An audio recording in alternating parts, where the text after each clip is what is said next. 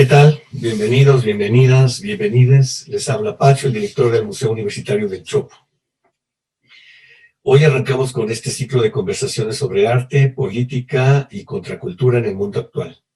Hemos invitado a creadores, pensadoras y activistas de diferentes hemisferios, tradiciones, prácticas y generaciones para que conversaran desde su campo de acción y experiencia acerca de los problemas urgentes de un mundo que parece estar en mutación.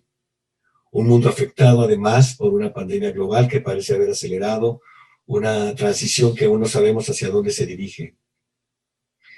El cambio climático, el auge de la extrema derecha, la persistencia del racismo, los significados y los riesgos de la virtualidad, el papel del arte y de las instituciones que lo hacen posible, los cuerpos disidentes, la vigencia y el futuro de las contraculturas o la pertinencia de seguir usando o no este término para referirnos a las disidencias colectivas en los estilos de vida, los derechos de los pueblos originarios y afrodescendientes, la organización comunitaria, los feminismos, la descolonización, el espacio, la geografía.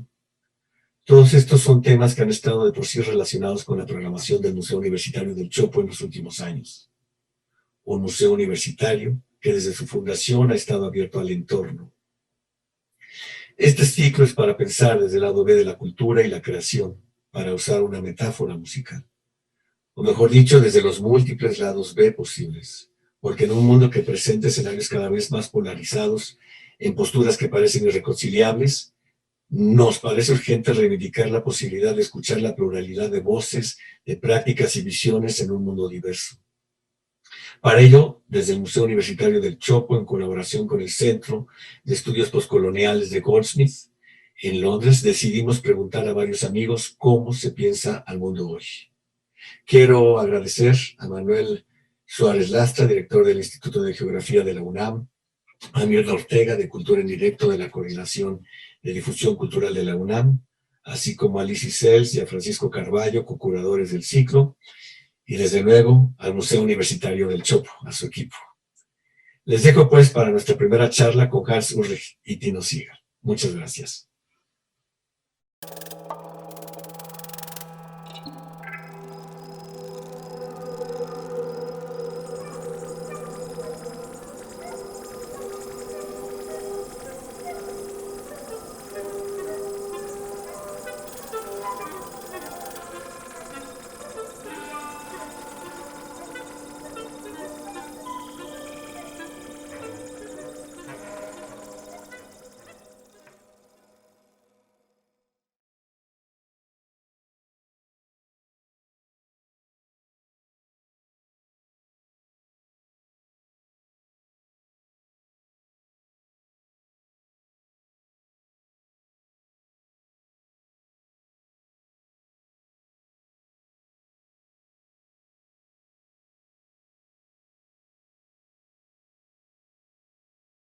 Hi, everyone. Thank you so much to Museo del Chopo for the invitation to do this conversation today with Tino. And thank you so much, Tino, for taking time on your birthday. I wanted to start by wishing you a very, very happy birthday.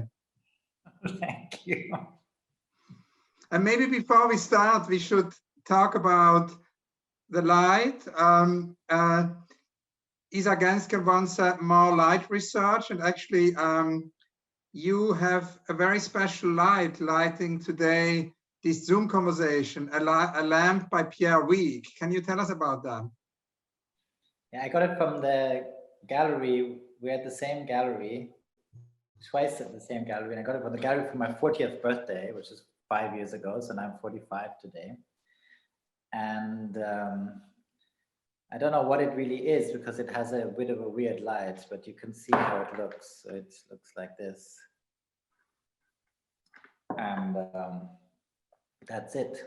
You and I have this ritual that we record a conversation every 2 years. So we're going to talk a lot today about, 2019, 2020. We talk a lot about, of course, the exhibition you co-curated, which has a very strong focus on ecology, and about some other new projects and new works. But I wanted to just, I think it would be interesting for everybody who is with us here today to hear a little bit how it all began. And I think it was particularly interesting, I think, to revisit your beginnings as an economist. You were interested in long-term development. You wrote an early text about the politicization of the economy. And all of that came actually to my mind because I did a long conversation last year with Kate Raworth, who has written the amazing book about the donut economy. She basically takes the donut as a model, and there is a outer ring in a way which needs protection. There's the life support system really of the planet. Sort of the idea also that the economy is not floating on a neutral background. There is the environmental dimension, there is the caring work, which is often ignored. There's the value we create that doesn't get monetized. So in this really excellent book where she uses the donut, it's really about the safe space in a way between planetary and social boundaries. And talking to Kate, we of course also discussed my teacher, Professor Binswanger, who passed away, and who was a great influence on you and on me. He was my professor at the university in St. Gallen, and actually a few years before he passed away, he was in his 80s, you wanted to meet him, so we arranged actually a conversation between him, Binswanger, you and me, about notions of limits of growth, where you state that the growth can happen, but doesn't have to be material. Can you tell us a little bit about the beginnings of you as an economist and how you then came from there to initially to dance and then to visual arts? Yeah, I also want to thank Lizzie Sells, who set up this conversation in London for a museum in Mexico. It's very kind of sign of the times. And how it all began, I think that, as I've said many times, I think when I was growing up as a teenager, was like in the late 80s, early 90s, I was not at all interested in art or culture. Also, I came from a background where you didn't really know about these things.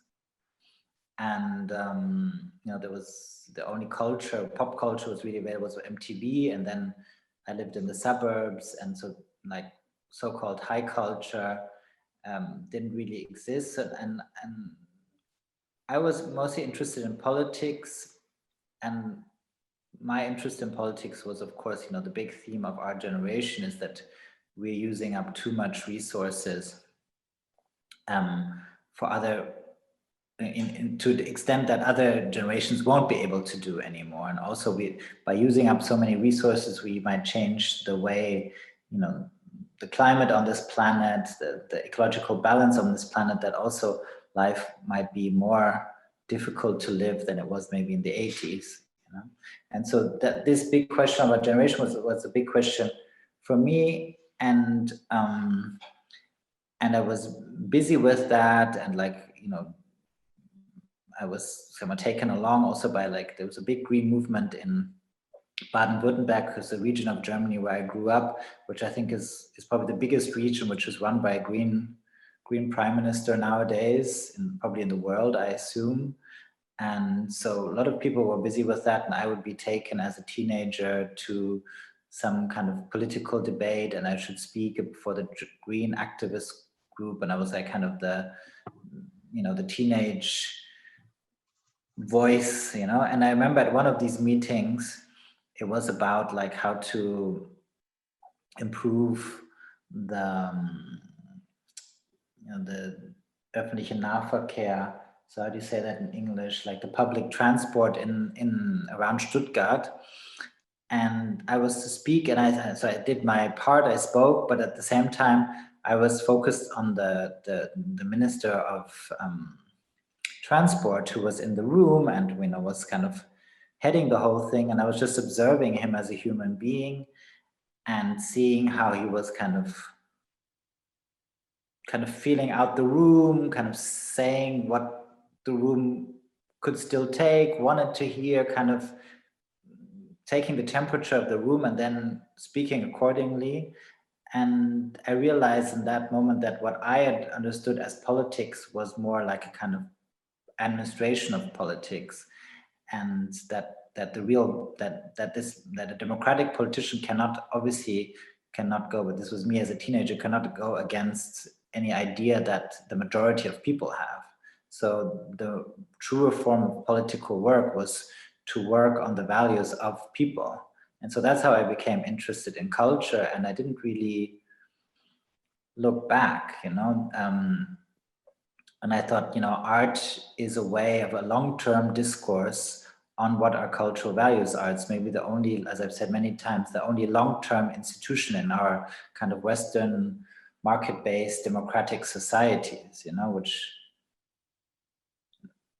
I would say, without knowing Mexico too well, Mexico is part of that kind of framework, you know. And so where do you have long-term institutions, long-term even spaces for long-term thinking? So I felt that culture, and then especially the museum, was the right place for me to go. And then I wanted to understand this society, which is so economically dominated. At the same time, I also wanted to see what was possible to do without producing things. So I started to study dance, both in the same week, economics and dance. So that's how it all came. That's the beginning. I love it that you actually come to, you know, the point of the long duration. A museum as a kind of a long duration institution brings us, of course, also to Fernand Braudel, no, and the French Annales School of Historical Writing, which I mean, Braudel called it longue durée, and that was opposed to Simeon's notion of evental history. And there's a really interesting book actually by Kate Raver's partner, Roman Krujanic. So Kate, who wrote The Donut Economy, and her partner Roman wrote this book, How to Be a Good Ancestor, and writes about these different dimensions, actually how we can go beyond short-termism, no, in society, like through cathedral thinking, through deep time humility, through legacy mindset, through intergenerational justice, through holistic forecasting, also through transcendental goals. And we're certainly going to come back to some of these points later on in the conversation. I just wanted to stay a little bit with these beginnings, how you then shifted from economy to dance and then to art. If we can have a little bit of a shortcut of how this all happened, it would be great to hear that, because it's always interesting to see where the catalogue raisonné of an artist begins. And in a way, in terms of your presence in the world of art or museums, sort of outside the dance world, it's of course the piece, instead of allowing something to rise up to your face, dancing Bruce and Dan and other things, a piece which still is often actually visible today. You've restaged it, you've replayed it quite frequently. So it would be great to hear how, in a relatively short time, you came from being an economist to the dance world to then the arrival in the museum world. And if you could tell us about this beginning, in a way, of the catalogue raisonné.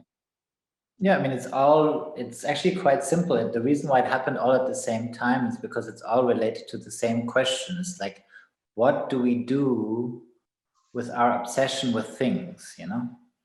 And this obsession with things that we have in the 19th and 20th century, that, you know, we produce more than we've ever produced. We believe that production can bring a good life more than we've ever believed. We have more problems, the sustainability problem arising out of this, than we ever had. And also we have maybe psychological, you know, well-being problems arising out of it. So I studied economics because I wanted to look into this question of things.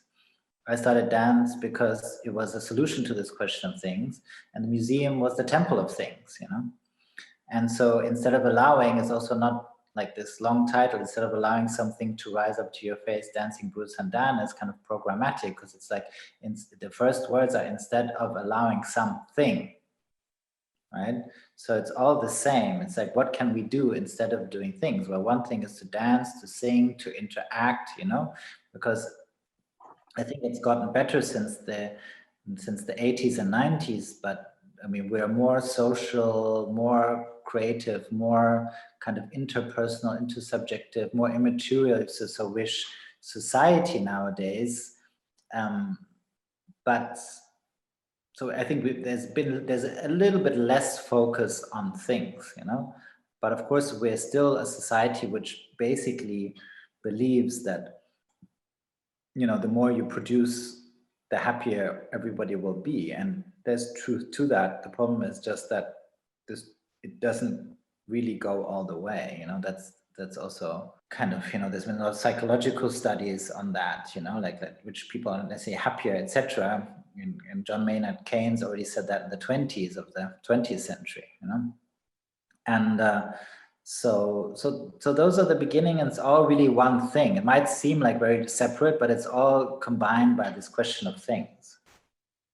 And the beginning of our collaboration goes almost 20 years back, when we met in Frankfurt and actually recorded the first conversation, which marked the beginning of this infinite conversation. But it also, the first collaboration is also Do It. And I thought it would be interesting to talk about that, because we are revisiting Do It at the moment, because Do It, it's an exhibition we started in '93, actually, with Boltanski and Lavier, when we sort of thought to make an exhibition only with instructions and recipes and how to manuals. It was very inspired, of course, on the one hand by Yoko Ono, also by Fluxus, and also by the idea of the open scar of Cage, and then at the same time, of course, by Glissant, and this idea how one could actually make a global exhibition, which at the same time would be resolutely local and would always produce local content, would not sort of be imposed to places, but always be interpreted in a different way, and where always local artists would be added in a way to the mix. So now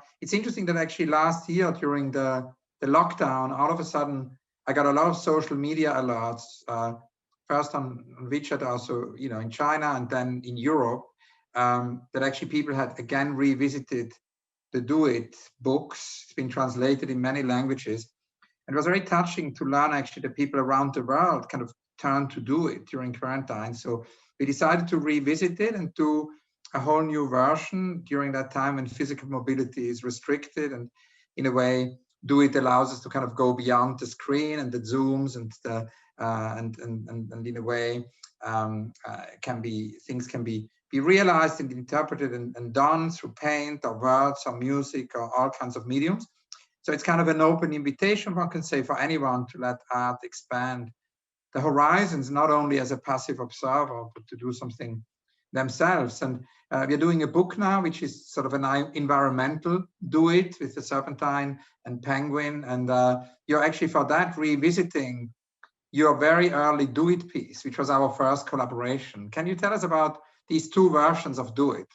I mean, the first time I think when you did Do It, I think it was my first invitation to any kind of art exhibition, and it was actually in Mexico. It was the Carrillo Hill Museum, and then I wanted to show this work of mine called This Is Good, and then yeah, of course, it needed much more care, to use this word that you evoked earlier, much more work of care with people. So I was just at the beginning of my work, and so obviously we didn't really manage to set up the work.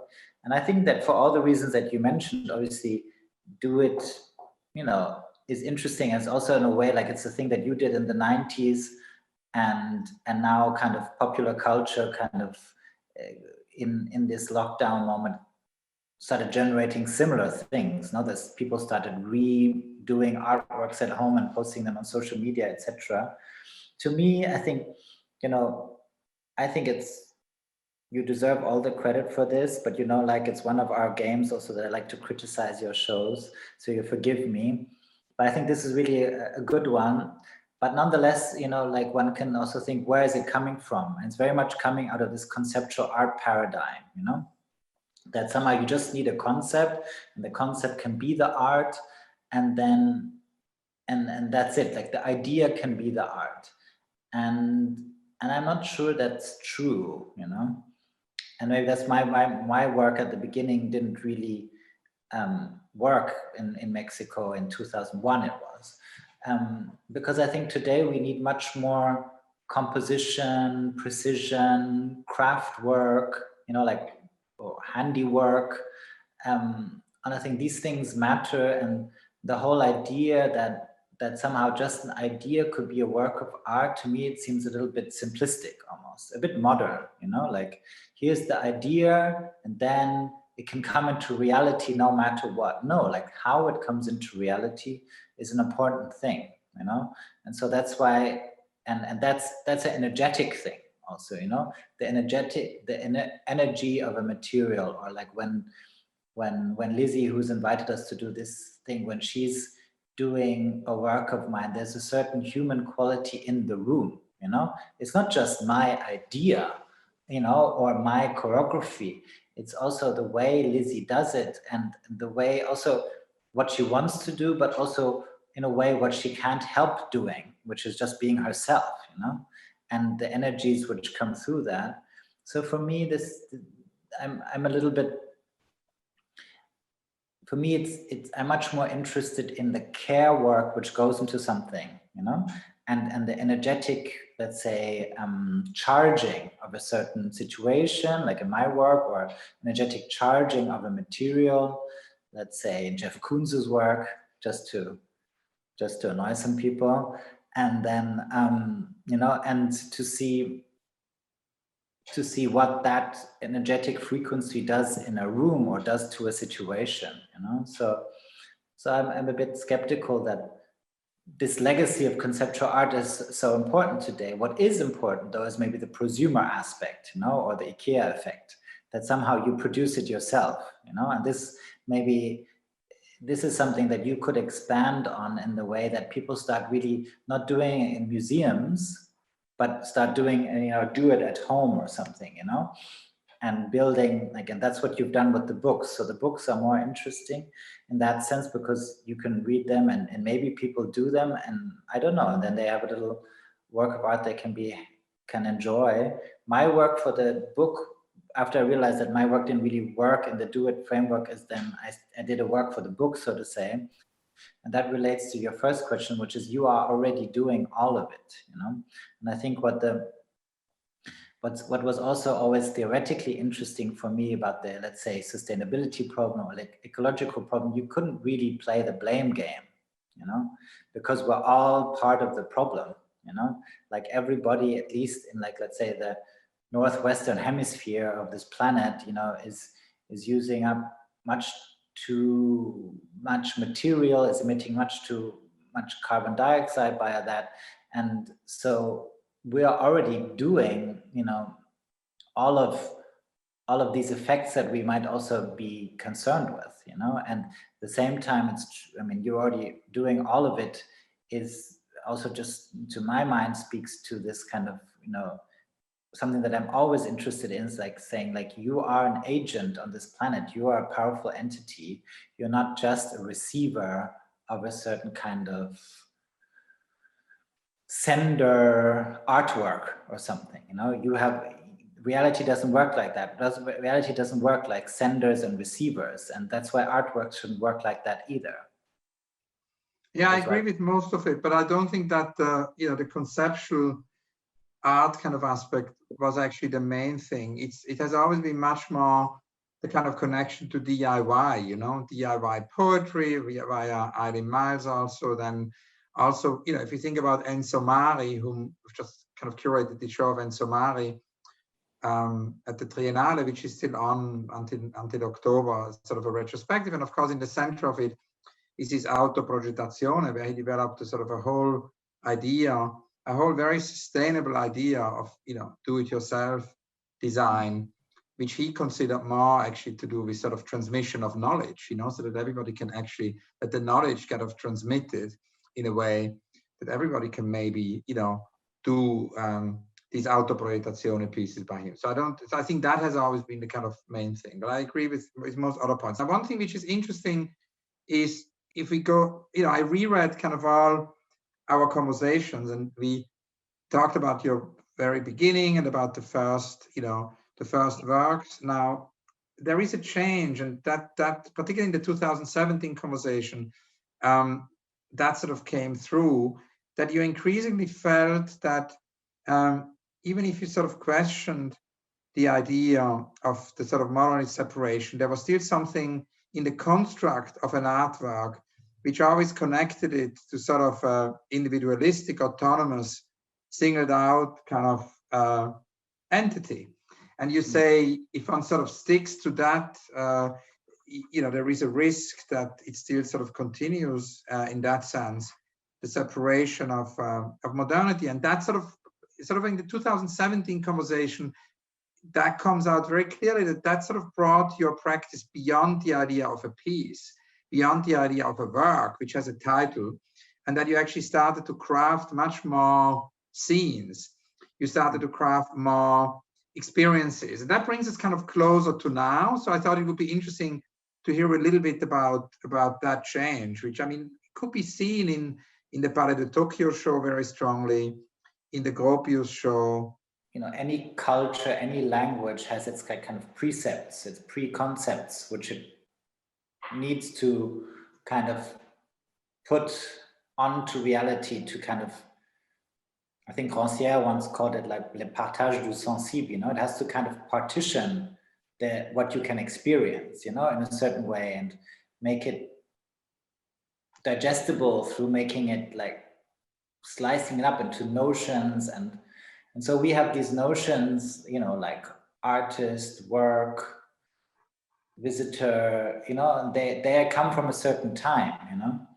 And, you know, the older I get, I'm much more interested also, you know, having had the privilege to really play in different cultures, you know. Maybe the most striking for me was in Morocco, where we showed something on the Jabal Efna Square in Marrakesh, and where people didn't even know the word artist, you know, but they were happy to witness what we were doing and to partake. But the idea that this was art or that I was an artist, no, we were doing a halka and I was the malem, you know, the kind of the leader of this troupe or whatever.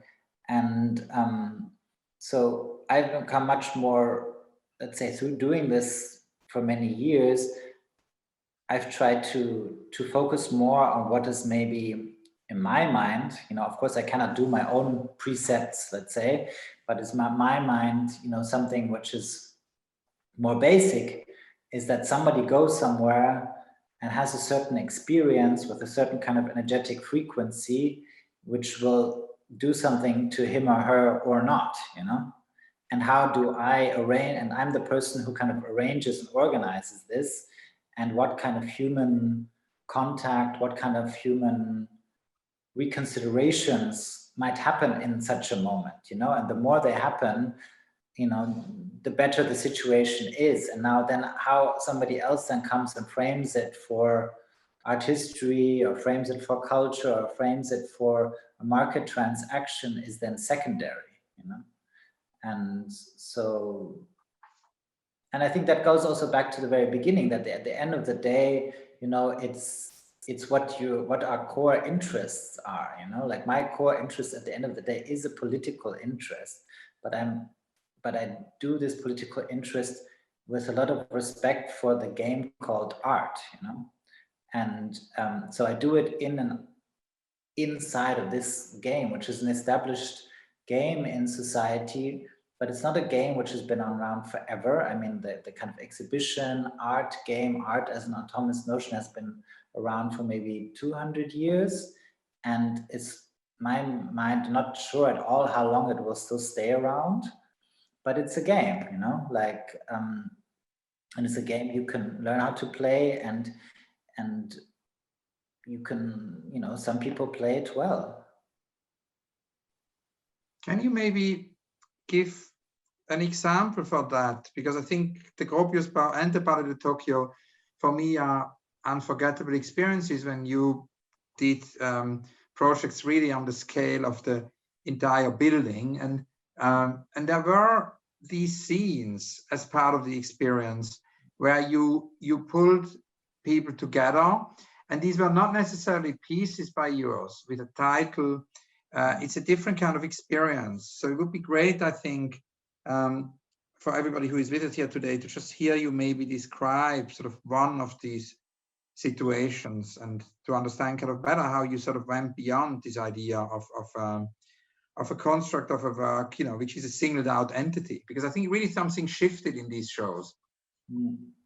I mean, maybe it's easier to talk about the Gropiusbau show like here Yeah. over Zoom, because it's a little bit more simple. So basically the Gropiusbau you can imagine as a very big atrium, like a huge atrium kind of floor or hall with mosaic floor. And then around it, I had 4 spaces. Around this kind of atrium hall, there were 4 spaces. So one work was in, you know, in one of the 4 spaces, the second work in the next, third, fourth, in these spaces around the atrium, and the 5th work was in the atrium. But the thing was that all 4 works, more or less, came to the atrium. So you already had these transitions. So it would not always be the same work in the atriums, because my works are, you know, enacted by people. They can easily move because they have legs. So they basically, I would make a transition how somebody would leave a piece in one of these adjacent rooms and then walk towards the piece which is happening in the atrium, like for example, Kiss, and then they would kneel next to the people who are doing Kiss, and then at some point the people who were doing Kiss kind of also because they're mostly lying down, they start kneeling, then they sing a little bit together. That's then another piece called Yet Untitled. And the people who did Kiss, they go away and they take one of the free spaces now available, one of the 4 adjacent free spaces. And so like this, there was always a rotation of what was the main piece in the center. And then, like I said, then there was also a moment, like you said, sorry, like when everybody left the 4 rooms. And they all kind of sang together this kind of choir song I had composed. And then they would sing that, and then they would go back to their 4 rooms. And I would decide, this was this kind of live directing, I would decide also depending on the visitorship and the vibe of the moment, I would decide which of the 5 pieces would stay in the middle after this scene where everybody comes together on this, let's say, agora of the atrium, sings together and then leaves again. Thank you. It's really great to hear this description, because and let's stay with the Gropiusbau, because the Gropiusbau brings us all as well to 2020 really, and to the Just Past, which is actually the exhibition you co-curated there. It's an exhibition you initiated with Thomas Oberender and several other curators. It's a show again on the scale really of big parts of the building, not the entire building, but the whole sort of the whole ground floor space. And I wanted to ask you to tell us about that, because it's an exhibition called Down to Earth. And it's interesting because we are working actually at the Serpentine on a show called Back to Earth, where we, as a long-term project, the idea is to really work on it for many, many years, invited artists to do campaigns. So not only an exhibition, but environmental campaigns. Sort of practitioners from all fields are invited to respond to the climate emergency. And in collaboration with partner organizations, propose these campaigns. And then there are gallery programs on-site, off-site, online. It's a sharing also of resources to kind of amplify, you know, these campaigns and kind of get these artist campaigns into society. Now, your project was for me a very fascinating and incredible experience in a year where we saw very few exhibitions, much less, and where there were many lockdowns, and actually it was sort of during the summer. So there was a moment, there was a window when this exhibition could happen. And it's an exhibition where you talked about different things. You talked about this idea that it's also about not doing certain things anymore. So it's sort of a negative variant of, you know, of keeping things away or not doing them. For example, not switching on the climate system in an organization. But it was also a very sort of multi-layered experience, because on the one hand, one could experience sort of artists who have worked with our environmental questions since the 60s, for example, Agnes Dennis, or also the Harrisons, who are of course pioneers. And then at the same time, there were installations which are basically rooms, one can say, thinking about the spider inhabiting a room of Thomas Saraceno, or the drawings of Ku Shonga or Asad Raza. But then there was also a kind of a space which will permanently change. I mean, I was only in Berlin for 2 days, so I didn't experience the full program, but I experienced debate actually about museums and how museums can actually address the CO2 question in very practical ways. And then a few hours earlier, Max Stewart's solo piece was enacted, and then there was a kind of a sonic performance later. So the space kept changing.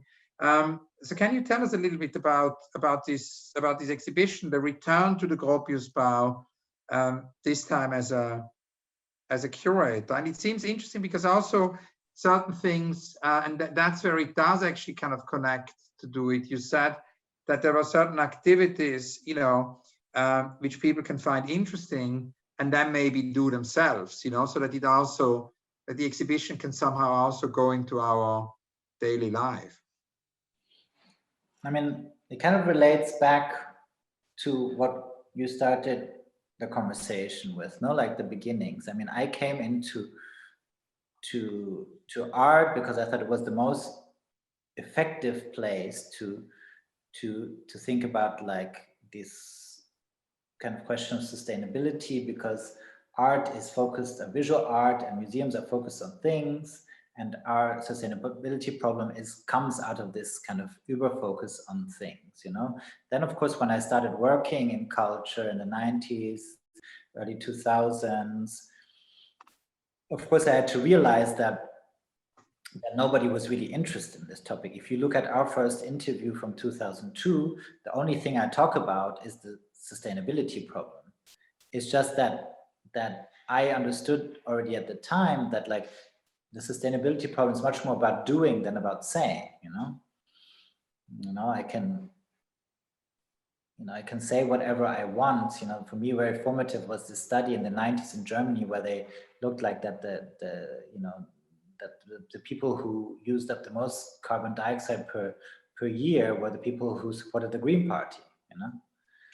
And of course, I'm sure that their views were, you know, like their views and their intentions were really good, but they were better off, traveled more, and used more carbon dioxide than probably, you know, like, I don't know, an older lady lives in a village and doesn't travel, you know, and votes for the Christian Democrats. So for me, it was very clear that it was about doing and not saying already at the time. And I also I thought that the sustainability problem had been put into a bit of a niche, you know, where it went with a certain lifestyle, a certain dress code and stuff like that. So if you look at our 2002 conversation, like the first 3 pages are only about that. But I don't use the word environmental or sustainable. I just talk about like resources, the atmosphere absorbing carbon dioxide or something like that. And that was enough for people to, I think listen, but at the same time, it was in the way art worked at the time, it was more like, okay, an artist is saying somehow interesting things, not sure how it relates to the work, but we like the work, you know? But I kept on saying my things, and I also understood that culture wasn't really interested in that topic, and art wasn't really interested in that topic, but it was interested in my work. And that was in a way better, because it could show that like a product, like I'm talking about my work, like my product, Tino Sehgal's work, could be attractive in and of itself. It could use very little carbon dioxide because it doesn't really transform material, it doesn't transform things, but it could be seen as attractive in and for itself, for its effects, you know, and not because it's somehow good or somehow environmental, you know. So I was in a way content with the situation, but of course almost physically aware that like people wouldn't get where I was coming from, you know. And I think it has a lot to do with this thing that I think, you know, the field of art, the field of culture, you know, it's a certain kind of, you know, it's a place of sophisticated conversation. Let's put it like that, you know, like it's a game of sophisticated conversation, of sophisticated attitudes, and that's all good, but this doesn't work with the ecology problem, because ecology problem is more a thing of doing, you know, like, do I now, you know, take the plane or not, you know? It doesn't really matter what I say about it, you know?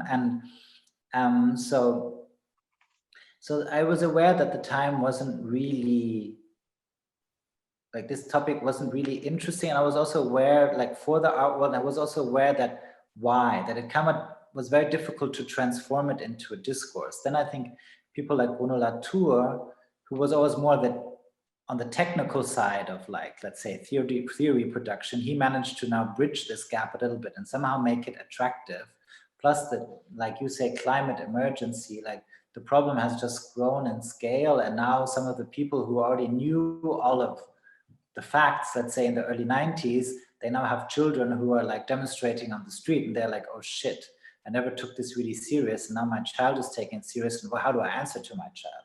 So I think this kind of made it, all of this together made it arrive in the kind of cultural sphere. I don't know how it is in Mexico, but like definitely here in Europe and in Germany. And so Thomas Oberender, the kind of overall director of Gropiusbau and some other Berlin institutions, he had this idea for this project, and then he asked me to kind of participate, and I said, yeah, okay, but you know, like if we're going to do this, we really can't treat it as a theme.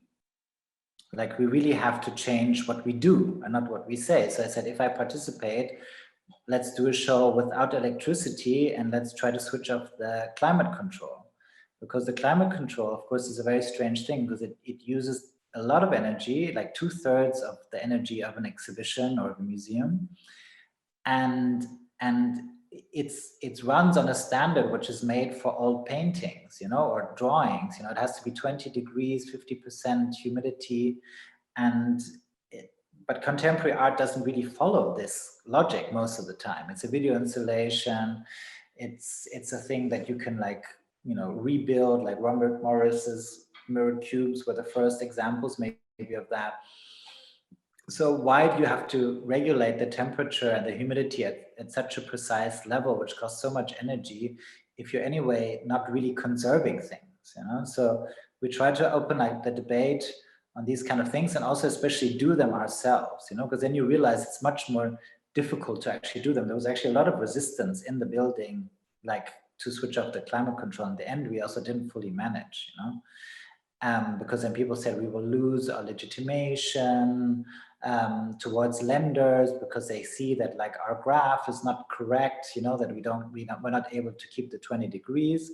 And suddenly you come into all these details, which also Bruno Latour is like a champion of, like saying it's all about details nowadays, you know, it's a network of details, so to say.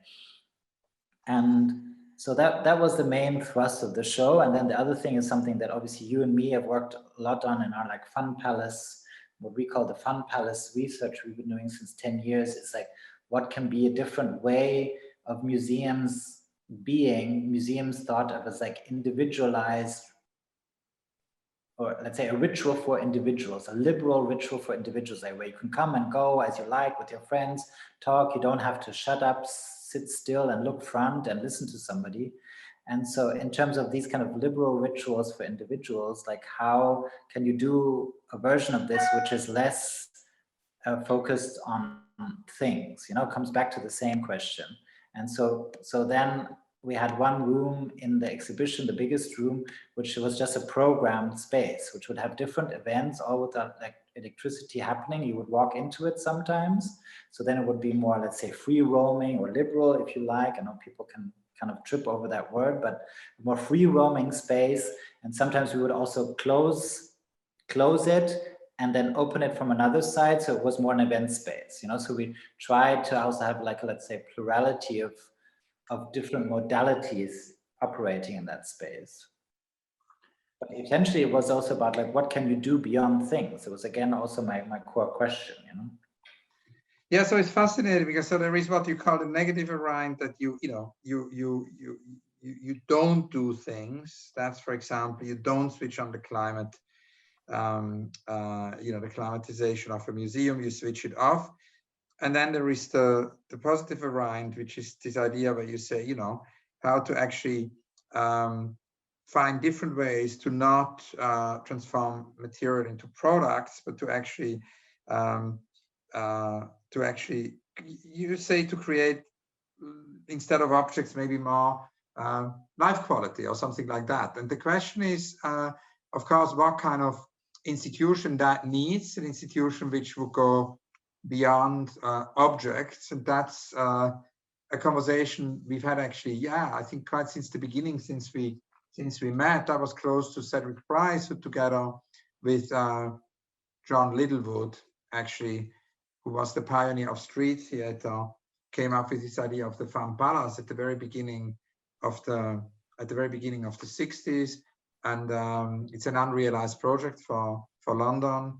And the idea would be that it's a place also for uncertainty. It's a place for the unexpected. It's a place where all the disciplines could meet. There was also the idea of a very participatory, very inclusive, very, in a way, community-focused arts organization, and an idea also where all the disciplines would meet in a way. It's a kind of idea that one could only address the big questions of our time, that if one goes beyond the fear of pooling knowledge. And I mean, in Berlin, it was one room, but we've actually together tried to in a way sketch, I wouldn't say build, but to sketch this institution. And it was once in Manchester, at the Manchester International Festival. That was I would say another sketch, but probably the most complex one was the one we did in New York, the prelude to the Shed, where in 2018, an empty piece of land between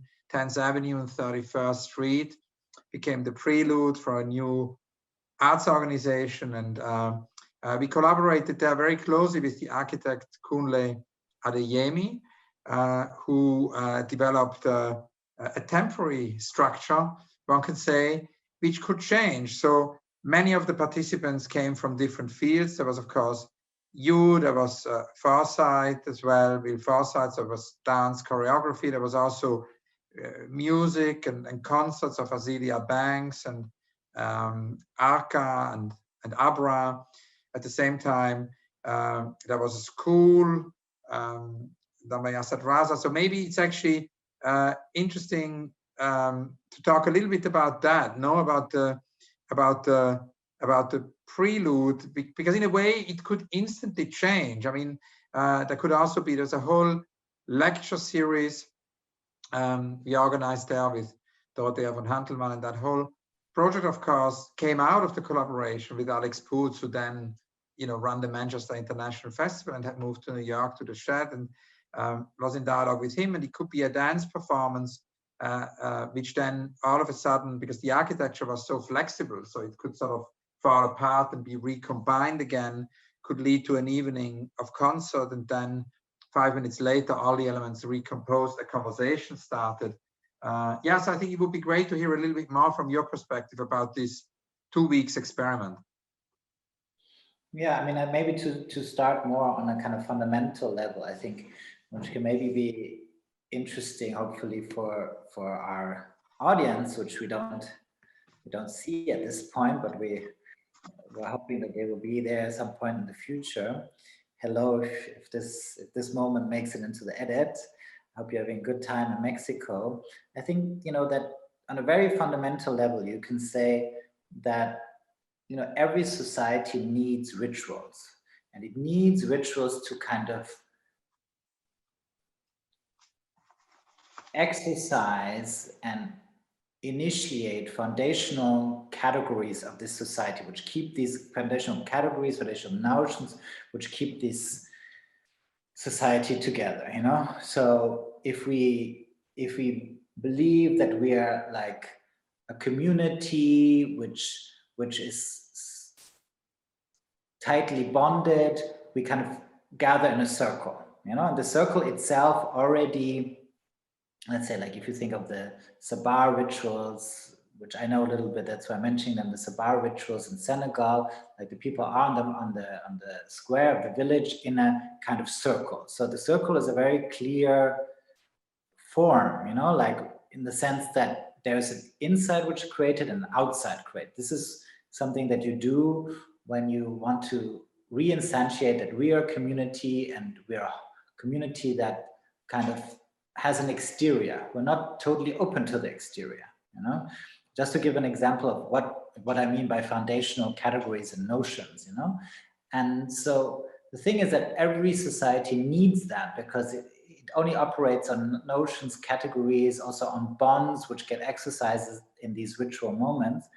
And now what happens when you enter into kind of historic times? So like kind of what I mean by that, by societies which don't understand themselves as cyclical with the seasons, but like societies which actually change, want to change and then actually change, you know? So as the society changes, also the ritual has to change, you know, because different categories become important and different categories have to be practiced. And like the museum studies sociologist Tony Bennett says, you know, give me a museum and I will raise a society, you know, like that kind of sums it up in one sentence, you know. And like the museum as a kind of notional or categorical laboratory, which then can move out into society. So for me, it's always been the question, my work, and also then in the curatorial work that we've also done together, is like, what is the new ritual for our times? And especially, what do we want to keep, maybe more precisely, what do we want to keep from the newest ritual that we have in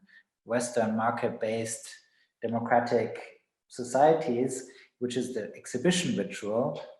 We want to keep certain things. We want to keep that it's individualized. But maybe we don't want only that. We also want collective moments. What we don't want to keep is the idea of the object as the central focus, you know. So that's why I've tried to do that in my own work, and then we've tried to do that in our common curatorial work to like taking, and that I think our working method has been to take this Frederick Price Fun Palace as a kind of working model. And so in New York, what we did is that basically we commissioned Kunle Adeyemi to basically, he built a kind of roof, if you want to imagine it. Basically, it's a roof and a platform, and the walls are on wheels. So it can be a kind of a bigger space, one space only, and then through a kind of mechanical system, which was operated mostly by my dancers, it can be kind of, the walls can be unlocked and they can just roll away. Yeah, it's a thing of a matter of, you know, 10, 20 seconds to do this whole thing. And so because of it, so because of this flexibility of the space, there could be different events happening over a long duration. So instead of like in my work having one work over like 8 hours over 6 weeks, we could program different works, but they would always be in continuity. So you could still visit it like a museum, like you come at a certain moment, you didn't have to sign up for, you know, some kind of show in a theater and like with limited amount of spaces, but you could just come at any moment. There will always be something happening, so you could encounter it like an exhibition, but at the same time participate, talk with people, and there will be this kind of flux of things happening. So I think that's been our model for a new kind of institution, which is, you know, has the same kind of opening hours, free roaming sense of an exhibition, and at the same time has the kind of more live, embodied, human aspect of theater and of like what you imagine when we say the word ritual. You know? Sort of stick with this idea of actually producing, you know, kind of own new institutions or structures.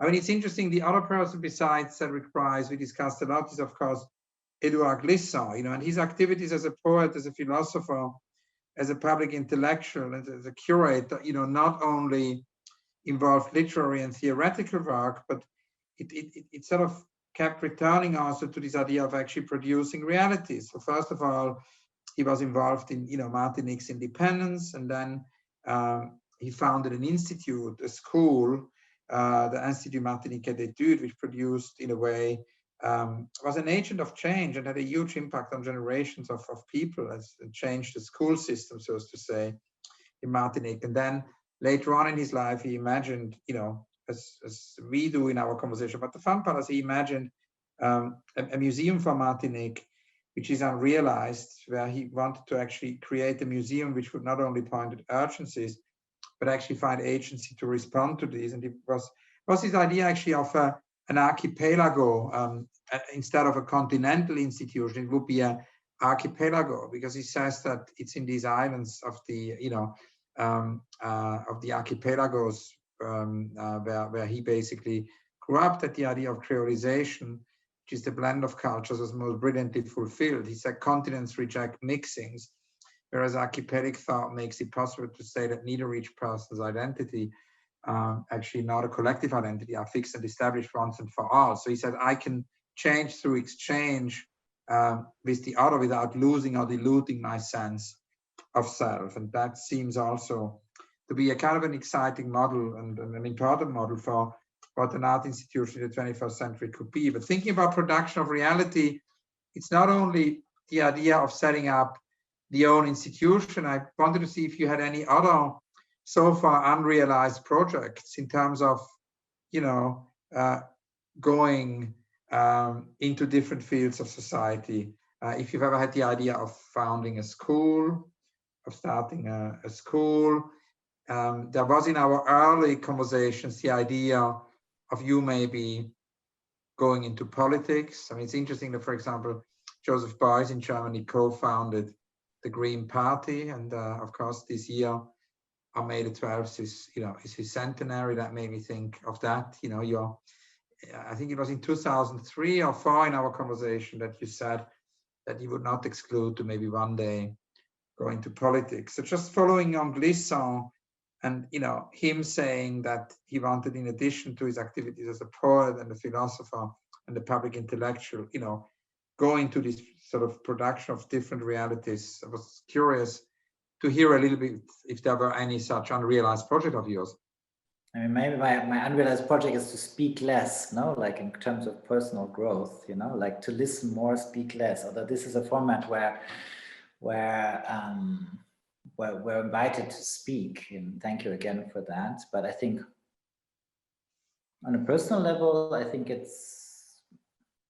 that's the first thing that comes to mind, Let's talk about the Beethoven piece, and just a little bit more about 2020, because of course, we talked in the last kind of conversation we recorded, we talked a lot about you pulling people together in these scenes you described in some of your shows around 2017, 18, 19. And of course, this idea of pulling people together, of creating such gatherings has been impossible since March last year through the social distancing. So it would be great, I think, to conclude, maybe to hear a little bit more about your 2020. Maybe the most interesting thing, in my opinion, to speak about here is just something that we've also talked about a lot, is that, like, what is the effect of the internet on cultural production and also on cultural institutions, And so that has nothing to do with 2020 per se, but has something to do with, let's say, but it's an increasing phenomena. And I think it has great repercussions for us who are working in art and let's say what used to be called high art, or kind of funded public culture, which I guess the Chopper Museum is also part of, and for me the biggest difference is that when we started out, you started earlier than me, but and I can almost feel that when you meet people nowadays on the street, or you start talking to them, this has changed. That when we started out, it was a certain privilege, let's say, that you had to earn to voice something in public. Right, so that was what you would call trajectory, what other people would call a career. So you would start on some kind of practice in whatever field, and if you would, earn enough merit, you would somehow be put on some kind of pedestal, and from this pedestal there would be a microphone attached, and depending on the height of the pedestal and the microphone attached, you could voice something into, let's say, the public discourse of a kind of liberal democracy. And And so with the internet, what has changed, and so art is one of these pedestals or pillars that you can kind of stand on, and then suddenly you are heard, you know. And most people, you know, don't have or didn't used to have the access to say something in public, and thereby to kind of participate in the construction of a public discourse and the kind of values attached to it, which has always been my concern, as we've discussed here. And so now what happened with the internet is that suddenly that the whole, let's say, topography, the whole territory has changed. That now, in theory, everybody has the possibility to have a microphone and to say something in public. Of course, not to the same degree, and some people can have a microphone, but nobody listens because they only have, like, you know, 2-digit number of followers, and some people have a 6-digit, 7-digit number of followers, and then of course their microphone starts getting bigger, then maybe a public broadcasting service starts getting bigger, then also a cultural institution, you know, like a cultural institution that shows art. And so this is something that I've really been concerned about, because for me, my whole motivation to participate in this game called art was to kind of participate in a long-term, non-short-termism way in public discourse. And now now the internet is a little bit like a sandstorm, which has just, you know, we may be standing on the same pedestal, but the pedestal is not visible anymore. You know, we are on the same level as everybody else, as people who were participating in what I call gatekeeper culture. So let's say you're a gatekeeper, you let me in through the gate, thereby I got a certain kind of microphone, and other people like you did that. And now, you know, this still has relevance if one kind of let's say changes this kind of gatekeeper currency into the kind of influencer currency, and, you know, starts having an Instagram account like you do with like 6-digit followers, then you still also have a certain kind of microphone, but also a comparably smaller one than somebody who's working on pop culture. And so I think this development is not a bad one, but I think it's one which cultural institutions and also artists have to really reflect, you know, like, what are we doing? What are we doing in terms of publicness? You know, for me, my activity was also a public activity, but if it doesn't shrink in absolute size, but it shrinks drastically in relative size, it means that its public impact is diminished, you know, and an 11-year-old YouTuber can have more views than my most viewed shows, then I have to start thinking about what is my practice and how do I organize it, you know? And this is something that you and me have talked a lot about, and I think is not being, in my opinion, you know, I might be wrong, it's not being reflected enough in terms of cultural institutions, you know, and I think the question of quantity really matters. I think that implicitly museums and high cultural institutions were always based upon a kind of top-down trickle, you know, so few visitors or a lower number of attendants, but high legitimation, which pop culture would then absorb and then bring into the wider population. You know, that was the model, but I don't think this model works anymore. Like, pop culture is not interested. Pop culture is not going to look at our Zoom here right now, you know, but a few hundred people will, but a few hundred, you know. And so the question is, what is the relevance, for example, of this talk? You and me are both kind of considered to be relatively successful people in our field, but what is really the relevance of what we're saying here? Are we having a conversation with some like-minded, between each other for some like-minded people, or does it actually have a public impact, you know?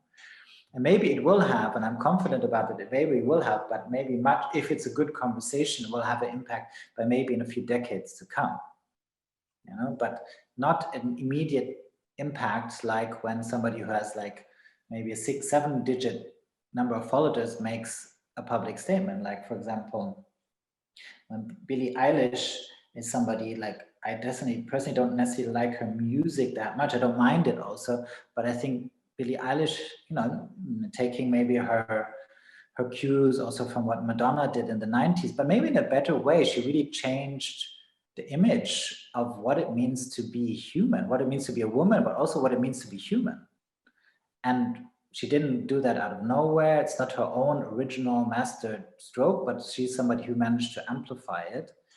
And where do somebody like you or me or you know, any big museum in Mexico or MoMA, where do we stand in contrast to that? And how can we reposition ourselves in this kind of, in this new landscape? And I think the chance for us is we have to, unfortunately, we cannot have the luxury anymore of this kind of quasi-aristocratic disdain for numbers. Like, we do have to look at how many numbers are coming to our things we do, but that's just a small aspect. I think the real chance for us as kind of cultural institutions or cultural producers is to realize that a lot of these kind of, the new landscape is shaped by screen offers, you know, all of these offers which have extreme high quantity, have a high impact also onto society, you know,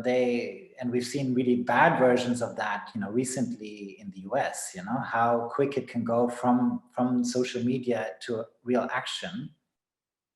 But nonetheless, as experiences, they are still all very screen related. As cultural experience, they're all video related, basically. Instagram, YouTube are all video related.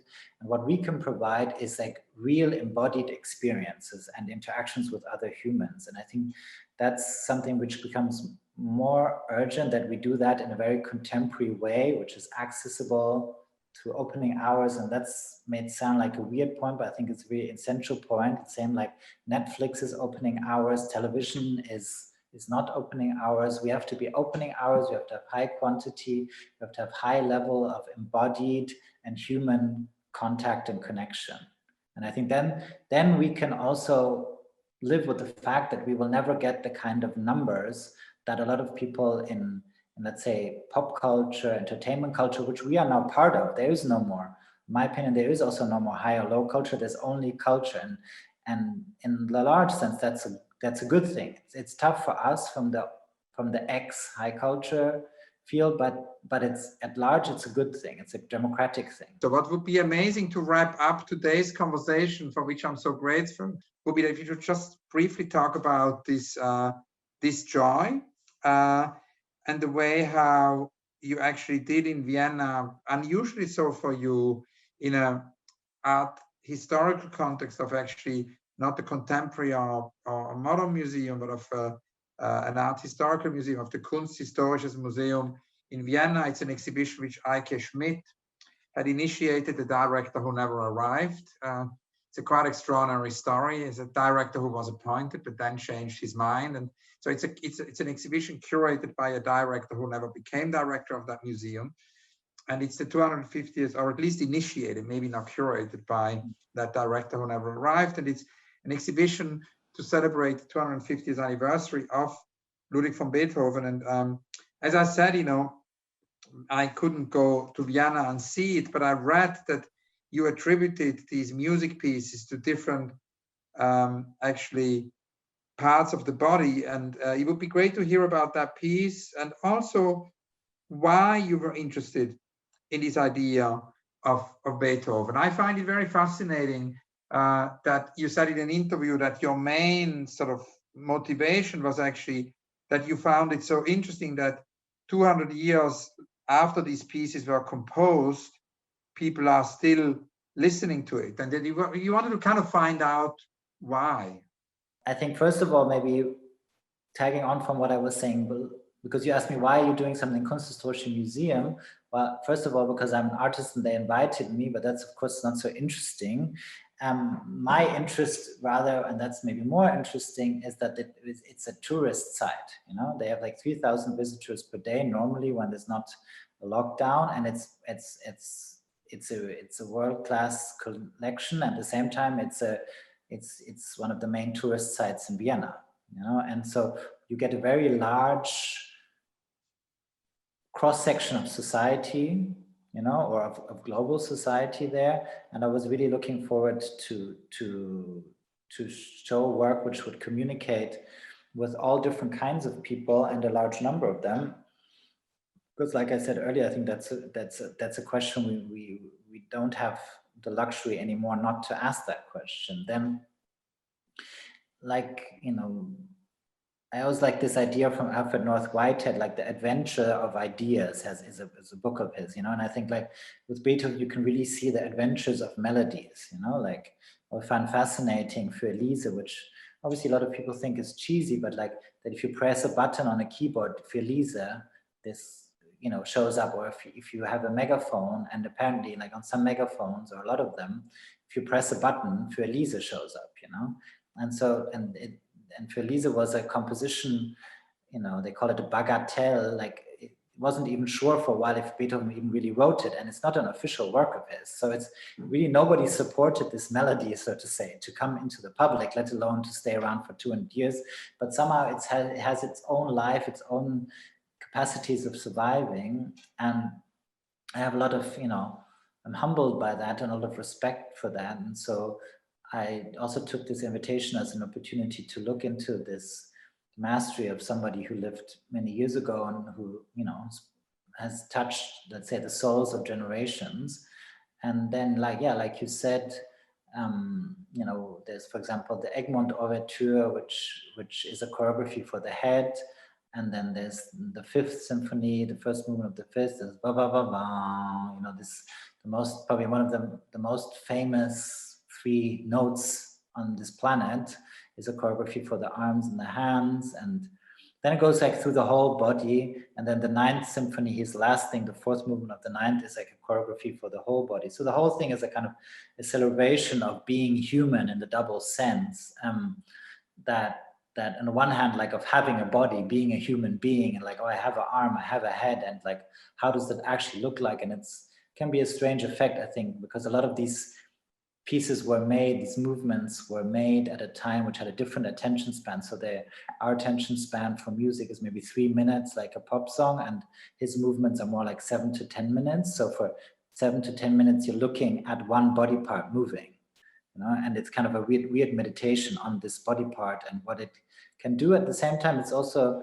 kind of about being human on a more direct sense. And I think that Lizzie is probably the master at that, is like kind of being human in the space, like welcome, like because only one body part is moving, you can sing.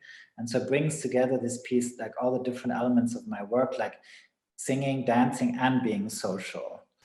Yeah, so that's something, you know, what I can say in relation to your question. I had one last thing to say though, you know, which relates back to our friend Pierre Wieck, you know, and especially his big works that he's done in Germany, like the piece for Documenta, and the Münster piece, the kind of After a Life Ahead, I think it's called, these kind of big, complex interactions between different, you know, the sky, the earth, technology, plant life, organic matter, human life, you know, animal life.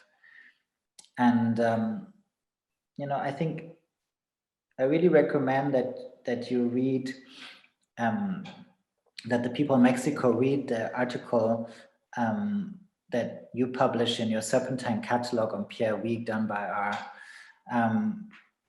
common collaborator Dorothea von Hantelmann, on the ontology of art and Pierre Wieck's work, because I don't think it's so easy for cultural institutions to do what you said earlier in this quote, you know, to further a form of living together, because the very essence of art is modern, is separatist, is subject-object related. And this subject-object type of binary dichotomous thinking, you know, which is embedded in the viewer looking at the subject viewer looking at the object of art, is at the root of the sustainability problem. And I think Pierre has done a really good job in kind of like showing how you can do art otherwise, but it's not a given that art is helping to understand that we're all interconnected. Yes, maybe in some soft way, yes, but in a hard way, it's very much on the side of like, of the modern divide of nature and culture. There could not be a better conclusion, and we're going full circle to Pierre Wieck. And I just wanted to thank you, Tino, thank the Museo del Chopo, thank Lizzie, thank you all who are participating today and listening, and see you soon. Hopefully in real life, yeah.